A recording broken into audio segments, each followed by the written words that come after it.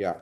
Hi everyone. This is Alok Patnia, managing partner and founder at Tax Mantra Global. Today is a very important masterclass, which will cover the incorporation of your entity in Dubai and also related aspects with regard to RBI filing and other critical filings and pitfalls with regard to setting up your entity in Dubai. Let me first introduce ourselves. Yogesh, if you can share the screen. Yes, I can see the screen. Yes, I can see the screen. Just put it full screen. Yeah. I will take an opportunity to introduce ourselves. As I said, this is Alok Patnia. I have got 23 plus years of experience in global taxation and finance and structure across India, US, Singapore, and Dubai. We recently opened our structure in UK. So we have a presence in UK also. We are advisors to lot of listed companies and unicorns and many VC firms from early stage to late stage. I have a prior experience of working with Big Four, and we have been, as a firm, we have been awarded lot of awards in the last 15 years. One of those awards is ET Now Leaders of Tomorrow. And we have also been currently part of the standard Stanford Transformation Program. So with this, I think let's move ahead to the next slide and understand today what we will be discussing.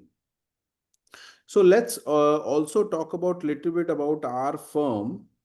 So as I said that we have a legacy of 40 plus years and we have been doing compliances and taxation and cross border since 1983, wherein the legacy got started. And we have close to 750 companies we have helped from growth stage to unicorns to enterprises. And we have global presence as we were talking about. And so now we can move ahead to the next slide. So I've got Somik and Yogesh with me today. Yogesh is a senior manager and he's got 13 plus years of experience in global finance and taxes. And I've got Somik who has got 10 plus years of experience in global regulatory advisory, RBI, FEMA, and corporate law side of the part. And both will be talking about very important nuances with regard to Dubai and Singapore in terms of how RBI works and how what are the best hygiene points when you go and register your entity. So we are fortunate that we are partners to top 1% of the businesses from Swiggy to Razorpay to many of the upcoming businesses, and we have been part of their journey from day one, from 0 to 100. For example, Swiggy, we had helped them to incorporate from 2023 till date the work which we are doing with them. So now moving ahead to the next slide. So let us talk about today's session, why today's session is very important. Today's session is very important because structuring per se is very important when you go and set up your company in any of the country outside India. Uh, Even though many people think that Dubai has got zero tax, but the way you set up your entity actually determines your taxation part also. And there are a lot of issues with regard to RBI and FEMA, which we will cover today in terms of how can you stay compliant under those regimes. And also we will discuss about the holding subsidiary challenge and how do you set up your entity. Should it be a holding subsidiary setup or the standard setup? And we will also talk about 5 investor red flags as far as IT, RBI, and FEMA is concerned. And we will have some focus on the golden visa for entrepreneurs and investors. So we can go to the next slide. So let us talk about 5 key issues while you set up in Dubai. So the number one issue with regard to many founders feel that when you move to Dubai, you do not pay any taxes, right? And the deep reality is that a wrong structure can cost you a lot of tax and challenges, and there can be penalties also with regard to RBI FEMA. uh, and entities which are registered in free zones without business substance is one challenge, which is a big pain. So people go and register in Dubai in free zone, but they do not have any substance there, then it's a challenge. Or if there is an incorrect ownership or residency proof, then it is also a challenge. So you think that you will save taxes there, but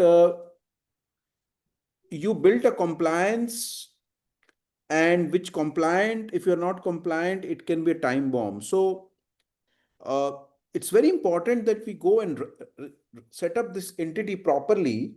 And if we do that entity properly, then we will able to get all the benefits of that entity.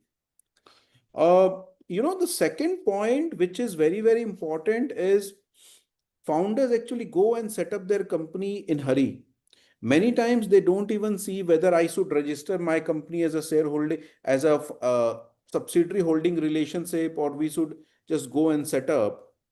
And if you do that, then there is a challenge with regard to how RBI would look into in your business or your setup.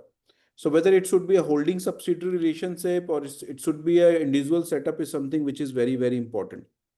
Because if you do that, and if you mismatch your filings, because if you have global entities and if you mismatch your filings between India, UAE, Singapore, then there may be notices flying around from RBI and other tax departments. So it's very, very important that we focus in terms of how we set up and how do we do compliances between different geographies.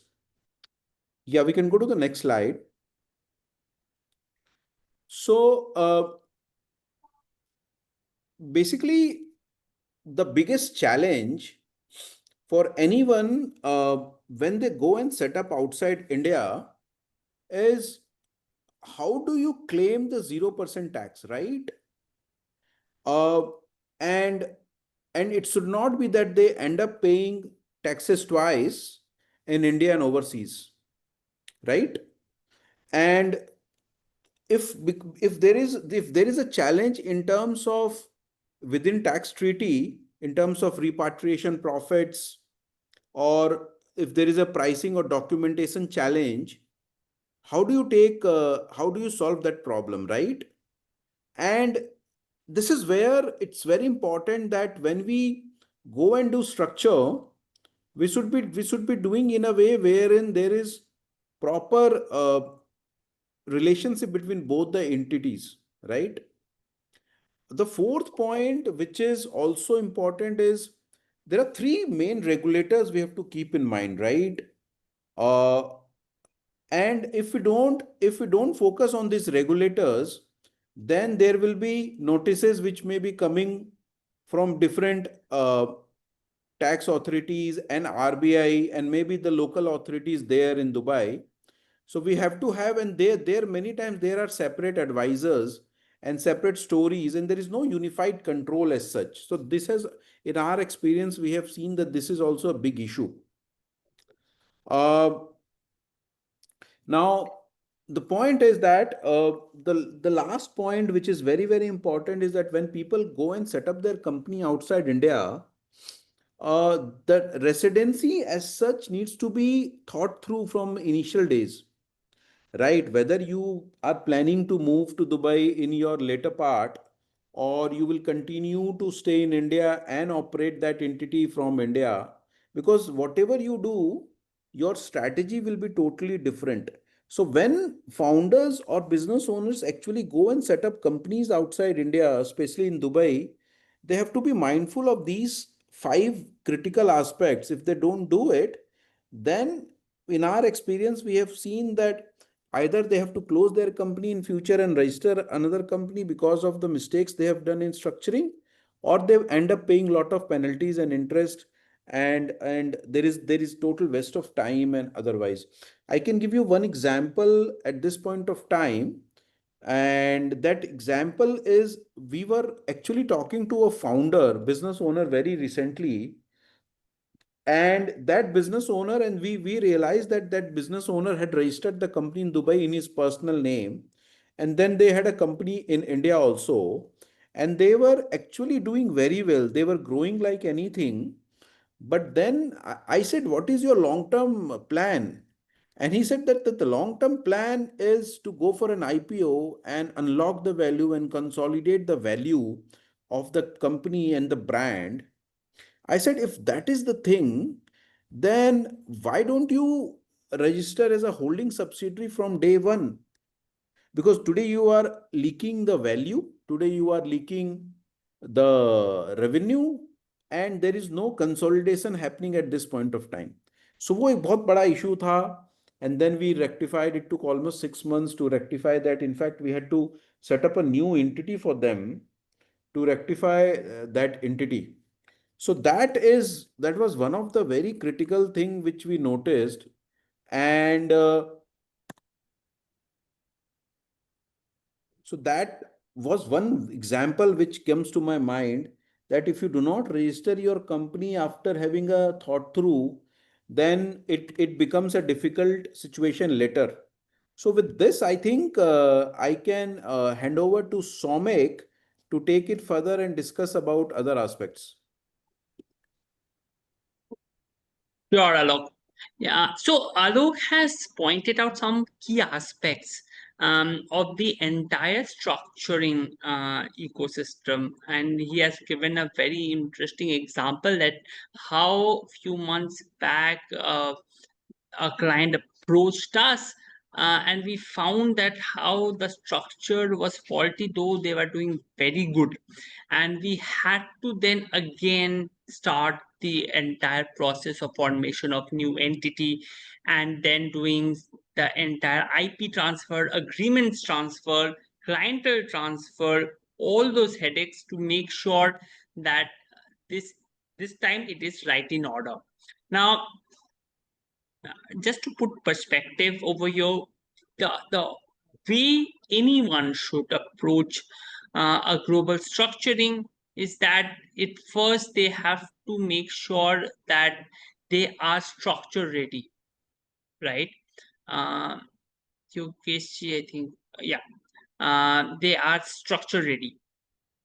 They know from day one itself what should be the best structure. Now, what happens is that when you expand globally, you might have subsidiaries in India, Singapore, Dubai, Australia, US, UK.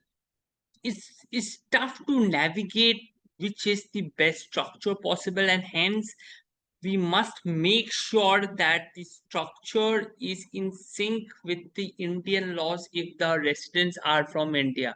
Because tomorrow, even if you have cross border structures, different subsidiaries, and your IP is moved to a zone which is of less tax, the benefit can be received only if your structure is foolproof in nature, both from income tax and RBI perspective, right? Now, the second is the compliance calendar. I say time and again, when you manage cross-border companies, you have to have a dashboard wherein you can track compliances of all these geographies under one go. You see, there are ACRA norms, there are IRS norms, there are inland norms, there are federal tax norm. In different geography, there are different stuff. And then you have to sync it with India. Now, to give you an example, say you have make a payment, right? Wherein you have deducted withholding tax while you made a payment in Singapore. And in Singapore, through TRC, you are supposed to receive that withholding tax benefit, right?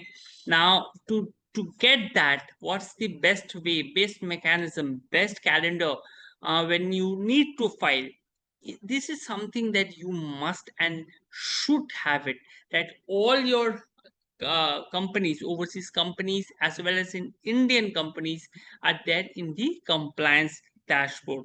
So if we move further, we will further understand what are the other blueprints for success. Yogesh ji?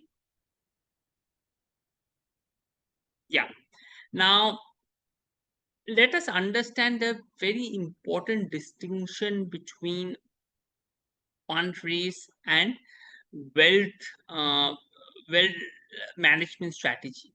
Now, there are companies, right, who expand globally to have their capable overseas, because in countries like US, in countries like Singapore, where there are lot of investors coming in, right?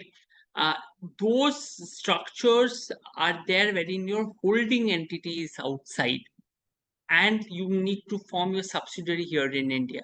In that case, you have to do it through your Indian body corporate, because if you do not do without your Indian body corporate, you cannot form subsidiaries.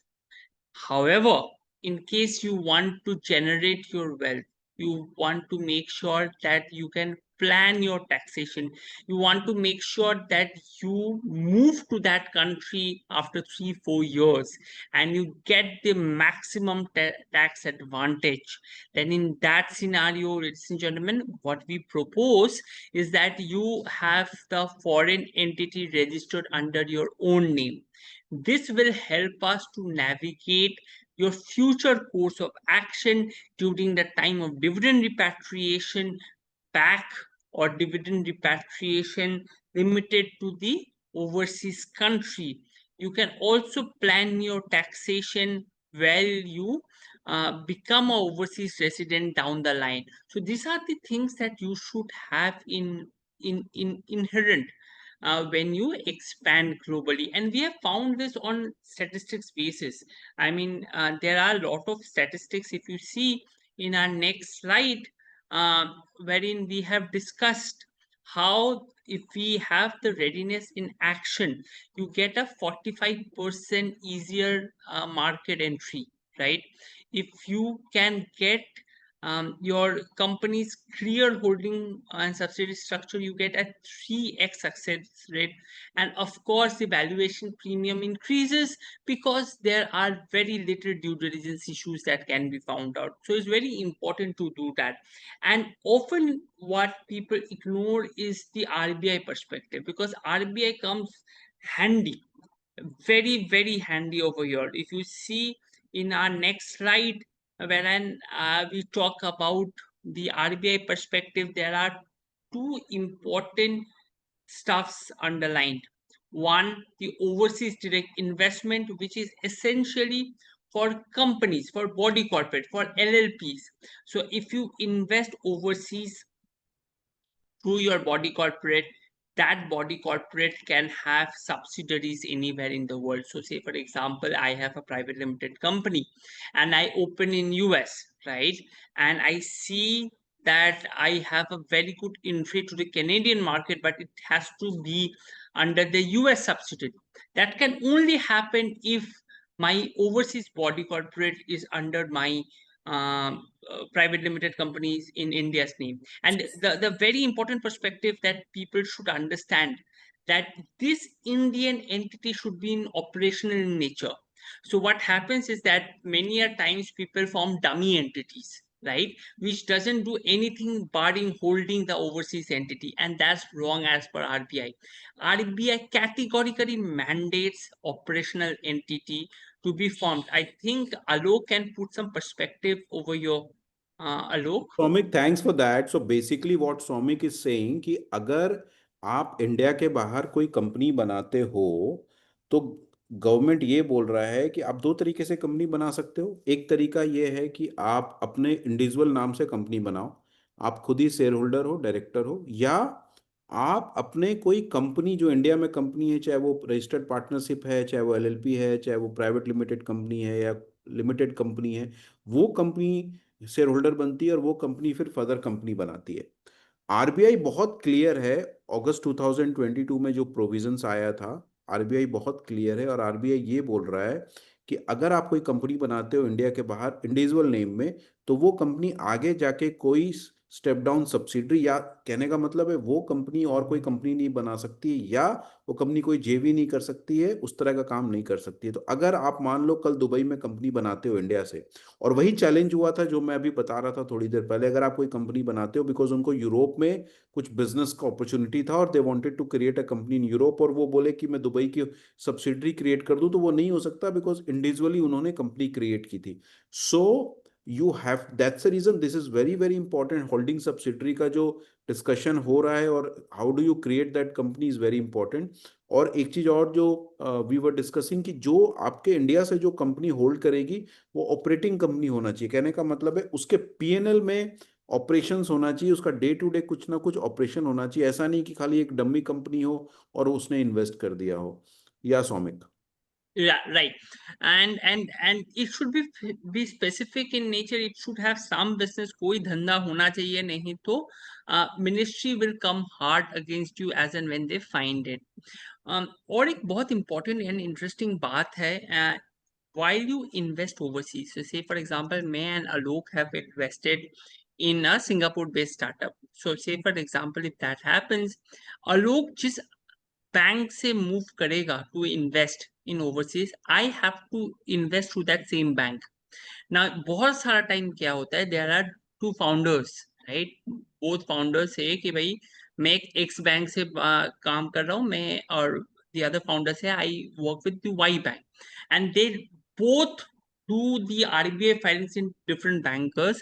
That's not what's supposed to be done, and hence many a times one gets cancelled, once get through, and you have to do the entire scheme once again. So you must make sure that the founders, if they invest individually, they do from the same bank account, and the maximum limit for founders is 250,000 USD per annum. So it's important because आपका अगर body corporate invest करता है, आपका अगर company invest करता है, LLP invest करता है, then that's 400% of net worth. Net worth is share capital, premium and free reserve, right? So this should be keeped in mind. And also बहुत सारा टाइम ये होता है कि हम लोग तो आज पैसा भेज दिए, कंपनी बना लिया, सब्सक्रिप्शन कर लिया, बट डाउन द लाइन में उसके लिए एपीआर फाइलिंग करे नहीं कर रहे हैं, right? Now what is APR filing for the uninitiated? APR filing ये होता है कि एनुअल परफॉर्मेंस रिपोर्ट, सालाना, एवरी ईयर आपको आरबीआई को बताना पड़ेगा कि आपका ओवरसीज धंधा कैसा चल रहा है, ओवरसीज पीएल बैलेंस शीट कैसा चल रहा है। So this has to be done, whether if you do not do it. So ऐसा भी हुआ है, हम लोग देखे हैं कि आपका ओवरसीज कंपनी खोल गया, राइट? आपका एक बड़ा प्रोजेक्ट आ गया एंड इसके लिए आपको फंड इन्फ्यूज करना पड़ा। हाउएवर फॉर लास्ट 2 साल से आप एपीआर किए ही नहीं, तो आपको वो फंड इन्फ्यूज ही नहीं करने देगा bank, until and unless you do the pending APR filings. So hence every year आपको एपीआर फाइलिंग्स करना पड़ेगा, and this is very very important for folks around.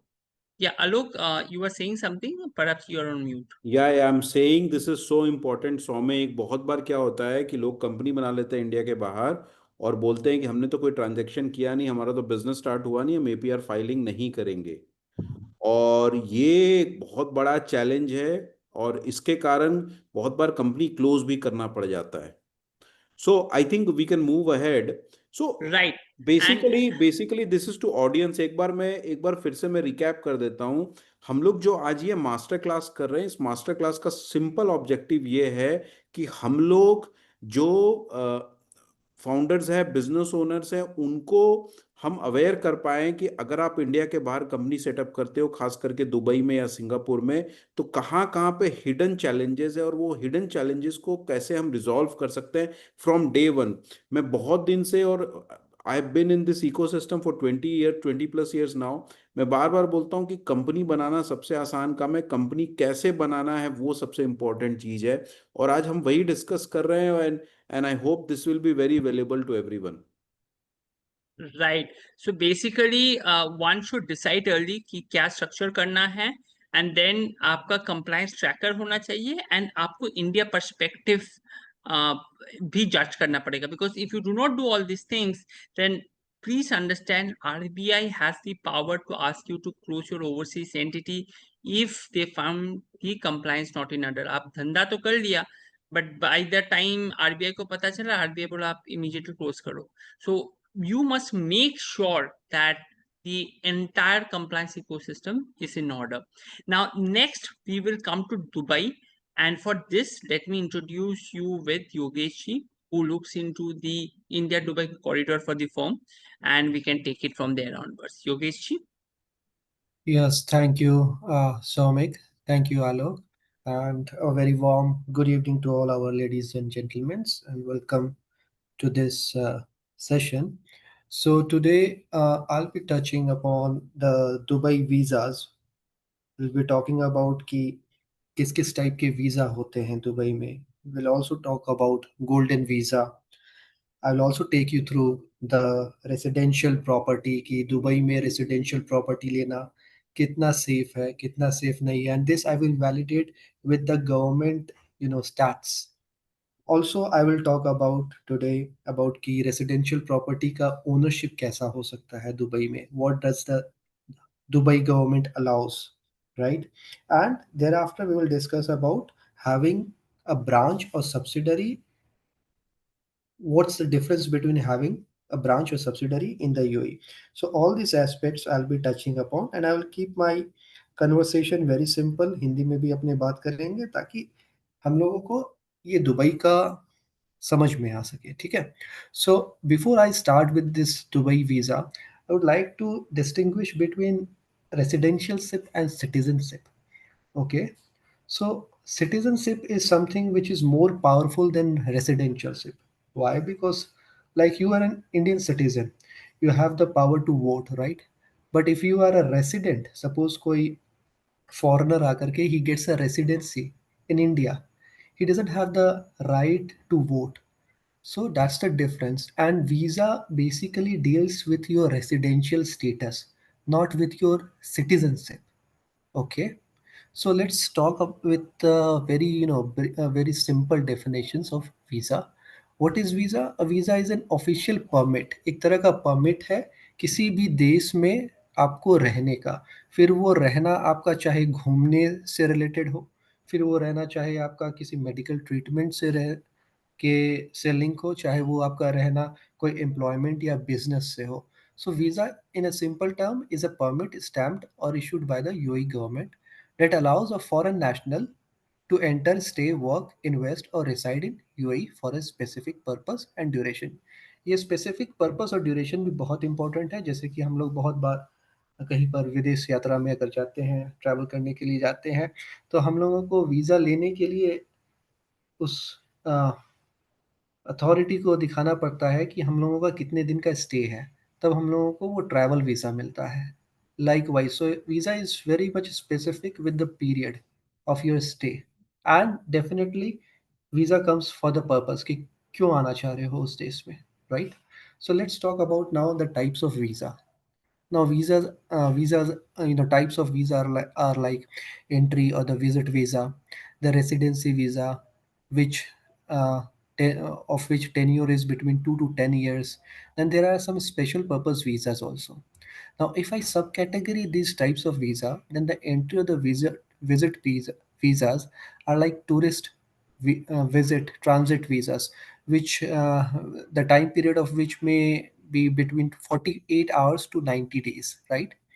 Residency visa is more about employment, businesses, workers, or even golden visa also comes under the category of residency visa only. The duration for these visa type are between 1 to 10 years. Now there are certain special purpose visa like student जो मैं पहले बोल रहा था, patient companion. Now the duration of these special purpose visa vary between 90 days to 3 years. Now all visa types or subcategory has their individual specific requirements and are exclusive from one another. Getting the visa, even the golden visa, doesn't alone suffice the residential status for tax purpose. It is the number of days of actual stays which defines the residential status. Now this is very important. I have come across many clients of ours जो जिनको residency visa मिल गया है. Now they are into an assumption that they have become NRI. I agree from the FEMA point of view कि ठीक है, हो सकता है कि फ्रॉम द आरबीआई परस्पेक्टिव कि you are a non resident from the RBI perspective because RBI looks majorly after your intention. And suppose if you have got an employment visa and suppose you have been outside India for less than 182 days, say 10 days or even 15 days or say a month or 3 months. Okay, so for RBI perspective, yes, you are an NRI, but for income tax perspective you are not an NRI unless and until you had you had your stay for 182 days or more. And particularly income tax provision के हिसाब से ही देखा जाएगा कि आपका residential status income tax के perspective से है कि नहीं, जो कि सेक्शन 6 मेजरली कवर करता है, right. So this is it is very important because people are कोई गए 3 महीना के लिए 4 महीना के लिए उनको कोई रेसिडेंसी वीज़ा मिल गया था या हो सकता है इन्वेस्टमेंट भी किए हो, इन्वेस्टमेंट के तौर पे उनको रेसिडेंसी वीज़ा रहे मिल गया होगा, लेकिन उन्होंने उतना दिन वहाँ पे बिताया नहीं और वो इस एजम्पशन के ऊपर है कि उनका रेसिडेंशियल स्टेटस चेंज हो चुका है, जो कि होता नहीं है actually from the income tax perspective. So it's a very important point which all of us should remember in case if we want to go for any employment or any investment type across India, I mean outside India. So going to the next slide. Now there is a myth about the golden visa. What is the myth कि एक news आया था social medias में कि golden visa मिल रहा है at AED 1 lakh and only 2 countries के लिए है. यूएई ने सिर्फ 2 कंट्री के लिए ही ये अनुमति दी है, इंडिया एंड बांग्लादेश. और इसमें ये भी कहा गया था मीडिया में कि residency type and other claims like life time residency आपको मिल जाता है यूएई में. Applicants must undergo background checks, criminal AML, social media, etc., be nominated by an approved partner or through certain channels. Now, the fact check of this particular golden visa, which was brought into media sometimes back at the price of 80, this is a complete myth. This is a fake news. ऐसा कुछ नहीं होता है. The Federal Authority UAE for the Identity, Citizenship, Customs and Port Security has denied this widespread confusion. So ये AED 1 lakh वाला golden visa मिल जाना it's a complete myth. So don't be don't be carried away by these kind of news. Okay, so next I'll be talking about the residential property. Now when you know when there comes a question कि अपने को property में invest करना है outside India, सो सबसे पहला question ये आता है कि भाई सिक्योरिटी मतलब कि is it secure or not. Now to determine whether it is secure or not, how can we do that? We can do that by checking the number of investments which are being made in that particular country for the residential, for the residential property or the real estate. So I pulled this stats from the government authorized UAE, from the UAE government website, which takes care of the real estate investments. And this stat is for a very short period, January 1 2025 to February 18. Hardly 1.5 महीने का ये data है. ये data हमें ये दिखा रहा है कि तकरीबन 23,537 total transaction had been there in the real estate in UAE, जिसका टोटल वर्थ था 72.67 बिलियन. ओके, ना अब इसमें से जो होता है 16,901 units where there, 2,350 buildings were there and 4,286 lands का ट्रांजैक्शन हुआ है, जो कि कुल मिलाकर के 23,537 आता है. Now the above graph shows the sales transactions that took place between the period January which I have mentioned already of existing properties ready to use and off plan properties which are under construction. So a total of, as I have mentioned, that 23,000 around, sales transaction have happened in this period, which consist of sales of individual units. Individual units का मतलब वही हमारे India में जैसे flats वगैरह मिलते हैं, buildings, lands. The sales value of this transaction had been reported worth AED 72.67 billion, which is equivalent to INR 1,72,000 crore, right? These sales transactions are national as well as international, कि अब ये UAE में या तो UAE national भी invest कर रहे हैं और ये यूएई, आई मीन फॉरेनर्स भी इन्वेस्ट कर रहे हैं. Apart from sales transaction, transactions under mortgage and gifts have also been duly undertaken as shown in this table. So sales का, सेल्स मतलब हो गया आउटराइट सेल, फ्री होल्ड आप मान सकते हैं. एईडी 72.67 बिलियन हुआ है. मॉर्गेज टाइप के ट्रांजैक्शंस 18.02 बिलियंस हुए हैं एईडी के टर्म्स में, और गिफ्ट ट्रांजैक्शन तकरीबन 5 बिलियंस का हुआ है. टोटल मिलाकर के इन तीनों टाइप ऑफ ट्रांजैक्शंस को हम देखें अगर इस पीरियड के दौरान, तो हम कह सकते हैं कि करीबन एईडी 100 बिलियन का, इसको अगर राउंड ऑफ करें, So इतने का basically, ट्रांजैक्शन हुआ. Yogesh, that shows that there is a lot of confidence in the UAE property market, right? Absolutely. Or if you go to the second next slide, uh, there is one thing which I want to talk about यहाँ पे जो which is very very important, and then you can take it forward, and that is uh, अभी बहुत सा discussion ये होता है कि you pay 1% down payment, and then every month you pay 1% and the property is yours.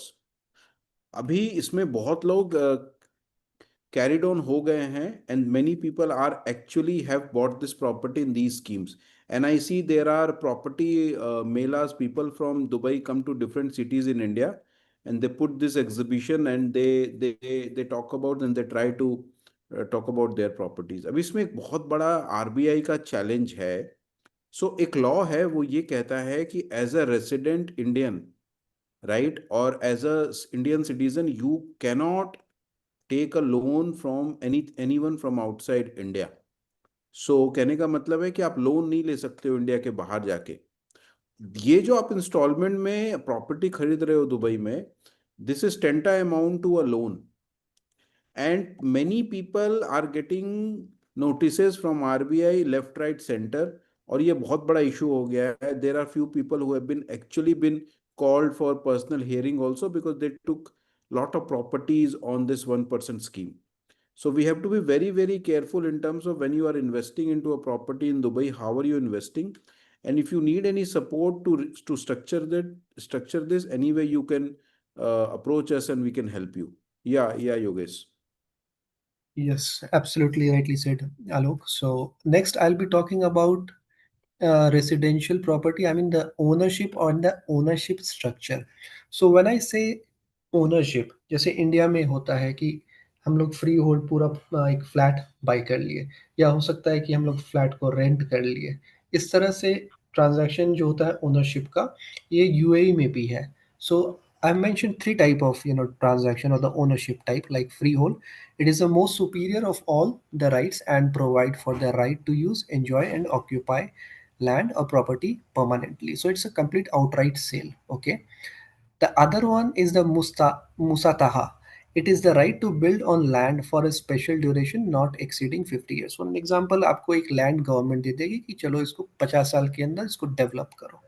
That is what is called as mustaha. Third one is the usufruct, the right to use, enjoy, and occupy land or property belonging to another person for a fixed term not exceeding 99 years, more commonly known as rent or lease. Absolutely. So, usufruct for us is kind of lease or rent in India. Now, coming to the ownership structure. कि when I talk about ownership structure, Dubai में अगर आप property लेने जा रहे हैं, तो Dubai की सरकार बोलती है कि या तो आप एक नेचुरल पर्सन हो, तो आप ओनरशिप ले सकते हो. जैसे कि नेचुरल पर्सन का डेफिनेशन हो गया एक आम इंसान जैसे हम आप, और वो आम इंसान जो होता है वो चाहे यूएई का रेसिडेंट हो, चाहे सिटीजन हो, चाहे यूएई के बाहर का रेसिडेंट हो या सिटीजन हो, दैट्स अ नेचुरल पर्सन. तो एक तो इस टाइप के लोग ओन कर सकते हैं. और दूसरा हुआ आर्टिफिशियल जुरिडिकल पर्सन. नाउ जो when I am saying artificial juridical person, that means company, that means an LLP, anything. Now very important thing is that कि ये company, अगर if you are going to own a property in Dubai via corporate angle, then that corporate has to be there in the Dubai, registered in the UAE itself. It cannot happen कि India में कोई company है या Singapore में कोई company है और वो कंपनी इन्वेस्ट कर दे या ओन करे दुबई की या यूएई की प्रॉपर्टी को. Date can not happen. Corporate angle से जाना है तो आपको यूएई में कंपनी रजिस्टर करनी पड़ेगी. और अगर आपको इंडिविजुअल के एंगल से जाना है, so any buddy can. Okay.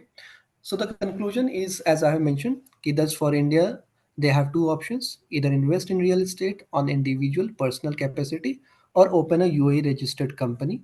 The UAE registered company can be held on individual or under corporate capacity. That is why Indian company. So this is what Alok and Somik was also talking about कि अब अगर बाहर में अगर company को own करना है, you can own it via individual or you can own it via corporate angle. Both have their own, pros and cons. So moving ahead about the taxation angle, let's understand the taxation of rental earnings in Dubai. So in for the natural person, Dubai laws consider a resident person and a non-resident person as natural person, which I have already mentioned. When these natural person conduct business activities and the turnover exceeds AED 1 million in a year, then they should register themselves for corporate tax and are subject to corporate tax and hence are called a taxable person. Further, for a natural person, income from following categories is not considered as arising from business or business activity and is disregarded when determining turnover. That is, it is not subject to corporate tax regardless of the amount. Now, अब इसके इस category के अंदर आता है real estate investment income से income अगर है नेचुरल पर्सन का, या वेज का इनकम है नेचुरल पर्सन का, या पर्सनल इन्वेस्टमेंट इनकम है दुबई में जिससे उसको इनकम आ रहा है. This is only for the natural person. इस तीनों कैटेगरी के अंदर टर्नओवर जो मैंने पहले कहा था कि एडी 1 मिलियन, ये नहीं काउंट किया जाएगा. रियल एस्टेट इन्वेस्टमेंट इनकम क्या है? For a natural person, it is an investment activity. For the real estate investment exclusion consists of the following activities that are related to land or real estate property investment: selling, leasing, renting और सब leasing. अगर इस type का income investment investment in real estate के दौर से होता है एक नेचुरल पर्सन को, so that is an excluded. उस पे नेचुरल पर्सन को कोई टैक्स देने की जरूरत नहीं है. However, if the above activities are conducted through a license issued by the licensing authority, which is a RERA, then the same will be subject to corporate tax and eliminated from the exclusion list. Right. तो जैसे कि मैंने अभी आप लोगों के साथ natural person का डिस्कशन किया है कि नेचुरल पर्सन के केस में टैक्स नहीं लगेगा इन तीन कैटेगरी ऑफ इनकम से, वैसे ही मुझे कॉर्पोरेट टैक्स जो कंपनीज के जो कंपनीज वहाँ पे यूएई में ऑपरेट करती है उन वहाँ पर उन कंपनियों के ऊपर किस टाइप का कॉर्पोरेट टैक्स स्ट्रक्चर है. So let us read that also. So taxable income not exceeding AED 3,75,000 which is around 90 lakhs of rupees or qualifying income of a qualifying free zone person. In that case अगर profit या profit अगर exceed नहीं कर रहा है 3,75,000 से तो 0% corporate tax लगेगा. इसके 3,75,000 के ऊपर जब प्रॉफिट होता है तो 9% टैक्स लगेगा. Non qualifying income of QF, अगर क्वालिफाइंग फ्री जोन में आपने कंपनी खोल ली है और वो क्वालिफाइंग इनकम नहीं है तो उस पर स्ट्रेट 9% लगेगा 3,75,000 के बाद. और मल्टीनेशनल एंटरप्राइजेस के लिए फ्लैट 15% टैक्स है. मल्टीनेशनल एंटरप्राइज हो गई बड़ी बड़ी कंपनियां, जैसे कि कोई गूगल हो गया, फेसबुक हो गया, इस टाइप की कंपनियां. So this is what I wanted to discuss with you on the taxation of natural person and corporate entities with regard to residential property. Moving ahead with the next slide. So the RBI perspective. So sending funds from India to buy the property. सो अगर आप India से on an individual capacity में अगर आप property by करना चाहते हो दुबई में या यूएई में, तो आप एलआरएस के अंदर 2,50,000 यूएसडी पर फाइनेंशियल ईयर पर इंडिविजुअल आप भेज सकते हो प्रॉपर्टी बाई करने के लिए. और वही अगर कॉरपोरेट एंगल से अगर आप कर रहे हो, मतलब कि कॉरपोरेट मतलब कि इंडिया में एक प्राइवेट लिमिटेड हो गया, दूसरा एलएलसी जो होता है वो आपका यूएई में हो गया, तो अगर आपको इंडिया से फिर फंड भेजना है तो 400% of net worth of the Indian company can be sent without any prior approval of RBI. Buying property on deferred payment. Now, this is what Alok was talking about. What does deferred payment means? Deferred payments means कि temporary postponement of the payment of an outstanding bill or debt, usually involving repayment by installments, जो कि real estate में या loan जिसको आप कहते हैं home loans वगैरह, ये कैटेगरी इससे डील करता है. This could be facilitated bye either by builder themselves, कि बिल्डर खुद बोल रहा है कि 1% अभी दे दो, बाकी मुझे जो होता है वो आने वाले 10 साल में या 15 साल में दे दो. Even that is covered in this. Or white foreign banks by offering loans outside India. So आप on an individual capacity, अगर आप बाहर की बैंक से अगर आप लोन ले लेते हो, even that is also considered as deferred payment system.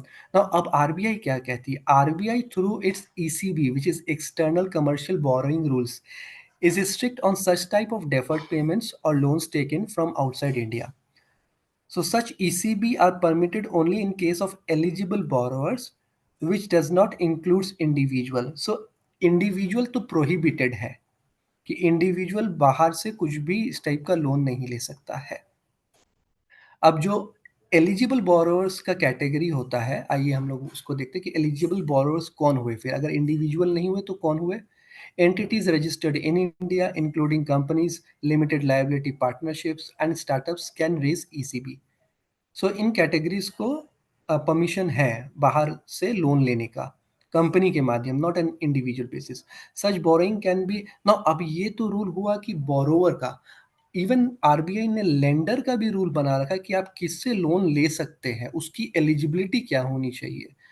Such borrowings can only be taken from eligible lenders, which means lenders must be a resident of a country that is a member of the Financial Action Task Force or is compliant with the International Organization of Securities Commissions. The foreign branches and subsidiaries of Indian banks are also recognized as lenders for foreign currency ECBs, right? सो ये दो बहुत ही महत्वपूर्ण चीज़ें हैं जब भी कोई भी एक्सटर्नल कमर्शियल बोरिंग होए तो. So let me move to the next part कि so branch or subsidiary. So there's a myth कि मेरे को बाहर में जाकर के ब्रांच खोलूं कि सब्सिडरी को खोलूं. सो इस दोनों में डिफरेंस क्या है? सी, if you open a branch outside India, whatever the profit it generates, that will be clubbed with your Indian private limited company, right? And tax will have to be paid even on your foreign branch as well. Although ये tax का credit आप ले सकते हैं. Suppose आपने एक branch खोला UAE में, राइट? उसका 100 करोड़ का प्रॉफिट हुआ, उस पे आपको यूएई सरकार को तो टैक्स देना ही देना है, उसके अलावा आपको भारत सरकार को भी टैक्स देना पड़ेगा. Now that tax which you have already paid in the UAE, you can take the credit of that in India, but taxes has to be paid in the India side also. While in the subsidiary category, that won't happen. कि that won't happen means कि आपने अगर subsidiary UAE में खोली, आप UAE में tax pay करो, chapter over. You don't have to pay any taxes here in India, right? And for each, I mean, be it branch office or be it subsidiary, you have to, make the RBI compliances like RBI, like APR filings, etc., which Swamik was discussing about. So So that's all I would basically, say. basically, if I can just summarize this, if you're looking for long term and if you're looking for a tax efficient manner, then a private limited company, a subsidiary will be better than a branch. So you have to create a company there. Branch is not advisable because many times it is not tax efficient. You pay double taxation many times. So that's because of that, it is not advisable. Moving ahead, so I think Yogesh, I can take it forward now. Absolutely, absolutely. So we were talking. So as I said that this masterclass talks about uh, how you should be aware when you go and set up outside India in terms of whether it should be holding subsidiary, whether you should create your own name or you should create through a corporate structure, what kind of taxes are there, in which zone you should do, RBI filings, annual APR filing, what kind of entity when you are investing from India. तो वो सब कुछ बहुत ज़रूरी है ये समझने को कि हमको कैसे कंपनी दुबई में सेटअप करना है. We have help lot of companies in the last 10 to 15 years wherein we have helped them in their FEMA issues, RBI issues, tax structuring. In fact, if you go to the next slide, this was talking about Indian logistics. So we have helped an affiliate marketing group to launch in Dubai in 20 days, and they are one of the largest affiliate group globally. And they were struggling because there was always a challenge between India and Singapore, and they wanted to optimize their structure for a global delivery, and that's how we have helped them to set up in Dubai. So what I'm saying, that in terms of the experience which we have and what we were talked about today, it's very important that आपको अगर Dubai में company बनाना है तो ये सब चीजों को समझना बहुत जरूरी है। और ये आप समझ के ही कंपनी बनाओ वहां पे, वो ज्यादा बेटर है। And don't carried away with some ads or something. You can go to the next slide. So, what are we doing at this point of time? You can contact us, and we can provide you a one-to-one consultation. And there are some exclusive offers also which are running till 15th of November. So do contact us, and before you go and register your company in Dubai, that is more advisable. So this is what it is for today. Basically, if I want to summarize, हमें जब हम India के बाहर company बनाते हैं तो हमें India का, हमें दुबई के कॉम्प्लायंस के अलावा, दुबई के रूल के अलावा इंडिया का रूल पे भी फोकस करना है। हमें आरबीआई पे भी फोकस करना है। हमें स्ट्रक्चर पे भी फोकस करना है, और टैक्स जो कॉम्प्लायंसेस है दोनों कंट्री का, वो भी देखना है। इसमें एक चीज थी जो हम अभी इसमें मिस कर गए, जो हम मैं अब आपको बताता हूँ, वो है ट्रांसफर प्राइसिंग, कि दोनों एंटिटी के बीच में जो ट्रांजैक्शन होगा उस पर भी फोकस करना है। Soumik, if you can take this opportunity and summarize what we have discussed today for the benefit of our audience. Sure, Alok. I think the key aspects are highlighted in regards to several scheme of things. The first being जब आप file जब आप कोई भी company बनाओगे, you must make sure that the structure is compliant, the structure is ready. You do not base just on whims and fancies of any ad and stuff, but you understand what's the reason behind your overseas expansion, and then form your structure. Point one. Point two, when you form your overseas entity, make sure you have a complete compliance dashboard जहाँ पे you can track the compliances of each of these geographies. This will make life easier for you in the long run. Point three, जब भी आप बाहर का company बनाओगे in Dubai, in Singapore, anywhere in the world, you must make sure that you follow the India centric norms as well. Until that happens, आप company तो बना लोगे but transaction में बहुत दिक्कतें आएगी. And lastly, the in the Dubai scheme of things, there are a lot of mirages that has to be broken, and you can have a very good structure in Dubai, very foolproof structure, a compliant worthy structure, but make sure you can plan it from day one itself, right? So I think on this note, Alok, do you want to add, or we can No, I close down think this thanks session? for this. And thanks Yogesh also, thanks Soumik, and thanks everyone for joining in. And we will upload this video very soon on YouTube. So if you have any questions, you can reach to our team, and we will be more than happy in your global expansion. Thanks for today. Thank you so much. Bye bye.